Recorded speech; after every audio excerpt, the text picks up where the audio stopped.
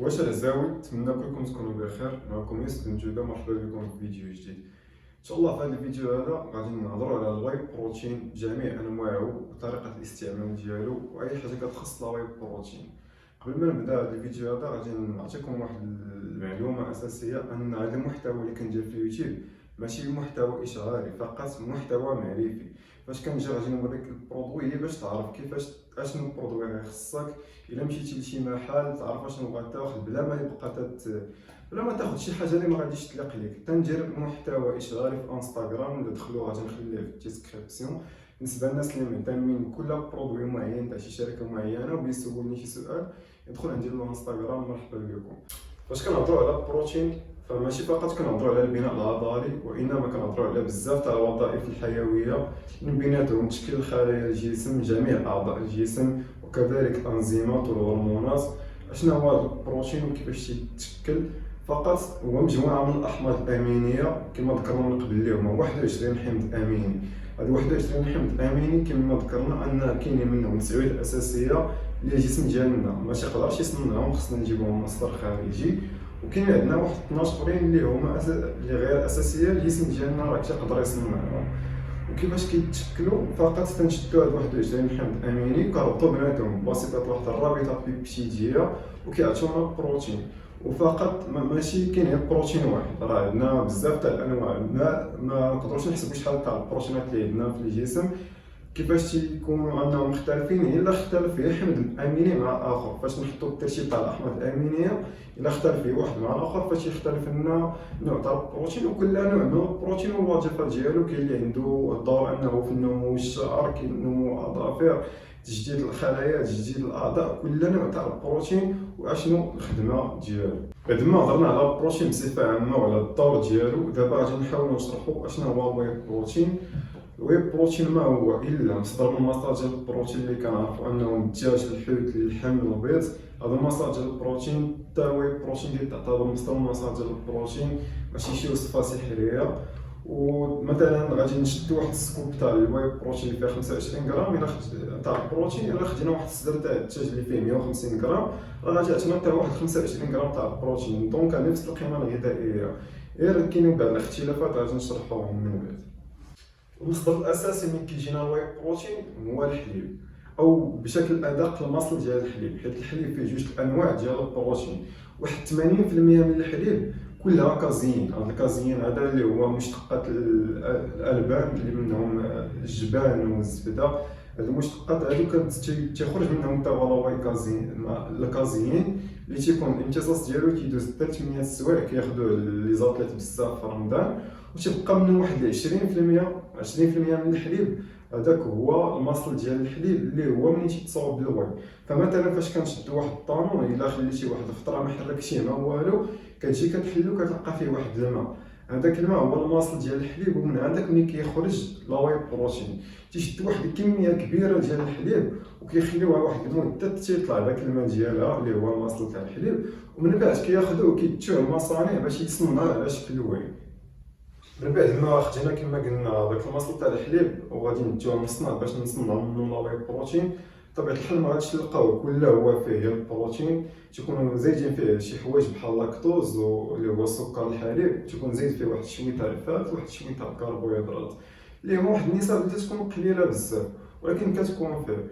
وتيبداو التصنيع ديالو باش يخرجوا لنا اول نوع تاع البروتين اللي هو لاواي كونسونطريت. اي برودوي لقيتي فيه واي بروتين عرف بانه هذا تيكون كونسونطريت. اشنو كنقصدوا بلاواي كونسونطريت؟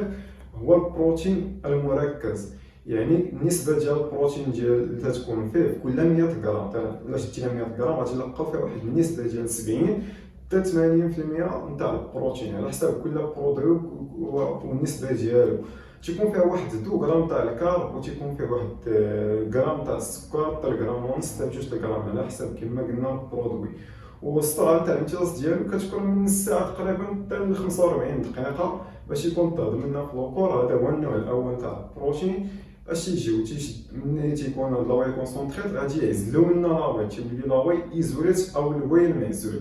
تينقيوه كما قلنا، تيحيدو منه داك النسبه نتاع اللاكتوز باش يولي الهضم ديالو اسرع، وتيحيدو منه النسبه تاع الكارب اللي كما قلنا انها قليله، هي 1 غرام تقريبا 2 غرام ونص، كيحيدوها حتى هي وتيحيدوا لنا النسبه تاع السكر باش يعطينا الواي ايزوليت او الواي المعزول. تيكون الامتصاص ديالو سريع اللي تيكون من بين ثلث ساعه حتى نص ساعه 40 دقيقه تيكون تمص لنا في الجسم ديالنا.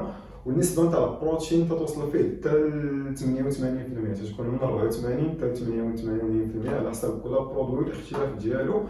وكيشدوا مازال عاوتاني هاد الواي ايزوليت وتيعاودوا ينقيوه باش يحولوه للواي الهيدروليزي او الواي المهد، البروتين المهضوم جزئيا.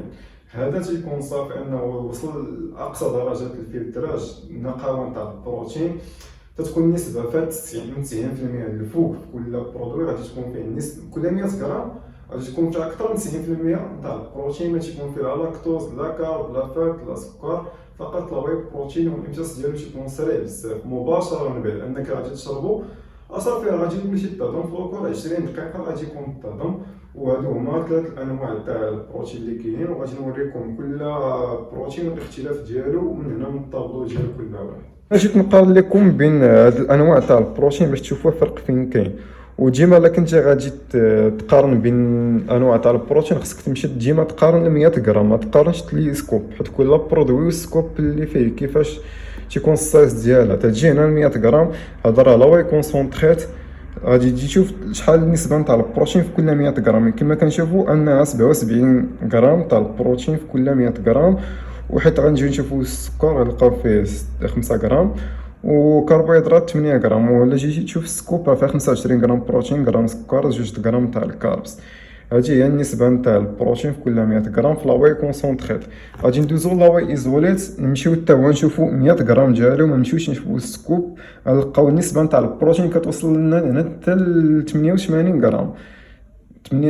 في كل 100 غرام غنلقاو 88 غرام تاع البروتين. كربوهيدرات غنلقاو غير 1 في 100 غرام. الا جينا نشوفوا السكوب راه واصله 26 غرام تاع البروتين. الكاربس فيها تيكون ناقص بزاف هذا، والسكوب ديالو راه تكون فيها 30 غرام. هادشي تنقول لك ديما الا بغيت تقارن قارن في 100 غرام. وغادي ندوزو لاواي هيدروليزي او المهضوم جزئيا. الا شفنا 100 غرام ديالو غادي نلقاو انه واصل 90 غرام تاع البروتين، يعني تيكون ريش اون بروتين طالع شي شويه. الا جينا نشوفو السكوب نلقاو فيها 31 غرام بروتين، تتكون طالعه في البروتين وما تتكونش فيها الفالت مع الكاربز مع السكر، ما تيكونوش فيها. واحد السؤال كيتطرح بزاف، اشنا هو النوع اللي غادي نستعمل في هاد اللي واي هادو؟ انا كيبقى على حساب الشخص، على حساب الهدف ديالو، وعلى حساب حتى القيمه الماديه اللي عنده كيفاش دايره. والاحسن تستخدم عند لاواي كونسونطريت في اوقات التضخيم، واخا ان البروتين ماشي هو العامل الاساسي انك تضخم ولا تنشف، فقط السعرات الحراريه ماشي تحكموا لك في هذا الموضوع هذا. كانوا السعرات الحراريه طالعين راك كاين في التضخيم، السعرات الحراريه عرفتي راك كاين في التنشيف. ولكن تيتفضل لاواي ايزوليت في الوقت نتاع الريجيم، حيت تيكون سهل الامتصاص باش يعطينا غير البروتين اللي خصنا للمسكول ديالنا، وتتكون فيه نسبه نتاع السكر منعدمه. ولا بيضرولوزي حتى هو نفس الحاله ونفس الحاله الايزوليت كيتفضل انهم يستخدموه في الوقت تاع التنشاف. والله كونسونطريت كيتفضل معكم مرحله التضخيم. وهذا الشيء ما كيمنعش اننا في نفس الوقت نقدروا نديروا واحد الريجيم بلاوي كونسونطريت. كما قلت العامل الاساسي انك تزيد ولا تنقص الوزن هو السعرات الحراريه. غادي ندوزو للفوائد تاع لاواي بروتين وطريقه الاستخدام ديالو. كما كنعرفوا ان كل واحد فينا عنده واحد احتياجات تاع الجسم من البروتين. هذا الشيء تيبقى على حسب كل شخص، الوزن ديالو، التقدم ديالو في لاصال، والفتره اللي كاين فيها هو واش تضخيم ولا تنشيف. هنا البروتين تيعاوننا باش نكملوا الاحتياجات تاعنا من البروتين. فمثلا انا غادي تخصني واحد 160 غرام تاع البروتين اللي غادي ناكلها في النهار، غادي من خلال الاكل غادي نجيب واحد 120 غرام تاع البروتين، غتبقى خاصني 40 غرام ديال البروتين. غادي نلتجئ للاواي بروتين باش نكمل الاحتياج ديالي. وكاينه واحد الميزه اخرى ان اللاواي بروتين تيكون كامل الاحماض الامينيه، عكس المصادر الاخرى تاع البروتين اللي هما اللحم والحوت والدجاج تيكونوا فيهم بعض النقص تاع الاحماض الامينيه. اللاواي بروتين تيكون كامل. والميزه الاخرى اللي فيه هي سرعه الامتصاص. فمثلا انا كنتريني تيكون خاصني واحد النسبه تاع البروتين توصل للجسم ديالي دغيا، كنلتجئ للاواي بروتين باش يعطينا النسبه تاع البروتين بواحد السرعه معينه. وندوزو كيفاش تستعملو. كل واحد كما قلنا طريقه الاستعمال ديالو على حسب الاحتياج ديالو. ولكن احسن من جوج وقيتات ممكن تستخدم فيهم الواي بروتين هو فاش يلاه كتفيق هنا تيكون الاحتياج تاعك من البروتين طالع، ومن ورا الحصه التدريبيه يعني 2 سكوب تقدر تاخذ سكوب الصباح وسكوب من ورا الحصه، تيبقى هذا هو افضل وقيته تاخذ فيها الواي بروتين. دابا ندوز للمفاهيم المغلوطه اللي لاحظتها بزاف من خلال لي كليون كيجيو عندي هنايا على الواي بروتين. فمثلا كيدخل عندي الكليان، السلام عليكم. وعليكم السلام خويا الله يحفظك، بغيت شي واي. تنقول لها شنو واي بغيتي، تنوري ليه واي، تيقول لي لا راه ما عندكش لا واي بروتين. وما تيقصد بها هذا البروتين هذا اللي هو الكود ستوندار. وحتى انا كان عندي هذا الغلط هذا قبل ما نتعمق في الدومين، فاش يلاه بديت نصحابي يديروا واش هذاك الكود ستوندار هو لا واي، وكنت نعرف لا واي والسيريوز ماس. هذاك الكود ستوندار هو لا واي والكينر هو السيريوز ماس، ولكن الكود ستوندار ما هو الا نوع من انواع شركه من شركات البروتين اللي هو اوبتيمال نوتريسيون كتصاوب هذاك الكود ستوندار، ولكن دا شغله هو واي كونسونطريت بحال لا واي اللي شفنا ما بيناتهم حتى شي فرق، فقط كاين الفرق تاع المارك بوتين وصافي. وواحد الحاجه اللي حتى هي شائعه بزاف، عافاك بغيت شي واي تينشف، خويا ما كاينش شي واي تينشف، كاين لا واي تتفضل انه تستخدم في وقيته نتاع التنشيف، حيت البروتين راه عنصر من العناصر الغذائيه وفيه كالوري، كل غرام بروتين تعطينا كالوري، دونك راه السعرات الحراريه هي اللي غادي تحكم لك واش غادي تنشف ولا ما غادي تنشفش، ماشي لا واي بروتين. و تيدخل عندك عاوتاني تيقول لك شي واي تيفرقع شي حاجه، خويا لا واي بروتين مصدر من مصادر البروتين اللي كاينين، غادي يعاونك انك تبني العضلات كيما غادي يعاونك المصادر الاخرى نتاع البروتين، ماشي وصفه سحريه. هادو هما الاغلاط اللي كنلاحظ كاينين بزاف عند الناس من خلال البروتين. وتيبقى واحد السؤال مطروح، هو واش خصني ضروري ناخذ لا واي بروتين باش ندير بناء عضلي ولا لا؟ خويا ماشي بالضروري لا واي بروتين باش تبني لي مسكل فقط، الا اعتمدتي على الماكله ديالك ودخلتي كاع الاحتياج تاعك من البروتين من الماكله، راه انت في غنى على لا واي بروتين، ماشي بالضروره انك تاخذو. امتى غادي خصك ضروري تاخذو؟ الا كنتي ما تقدرش تكمل الاحتياج تاعك من البروتين من الماكله، هنا غادي يكون خصك ضروري تاخذ لا واي بروتين تعاوني به. يعني بناء عضلي يقدر يكون فقط بالاكل، ماشي بالضروره باش تستخدم المكملات كما غير من السميه ديالهم راه يبين لك البلان ديالهم انهم تيكملوا لك الاحتياج ديالك من التغذيه. وكان هذا هو الفيديو ديال اليوم اللي هو لا واي بروتين، الانواع ديالو، طريقه الاستخدام وكل ما تيخص لا واي بروتين. نتمنى انني نكون عطيت كاع المعلومات وحيد كما تنقولوا نفض الغبار على هذا البرودوي هذا وعلى الشائعات ديالو. وما تنساوش دعمونا بلايك وشير وخليونا شي كومونتير زوين، ومرحبا بكم معنا في العشاء.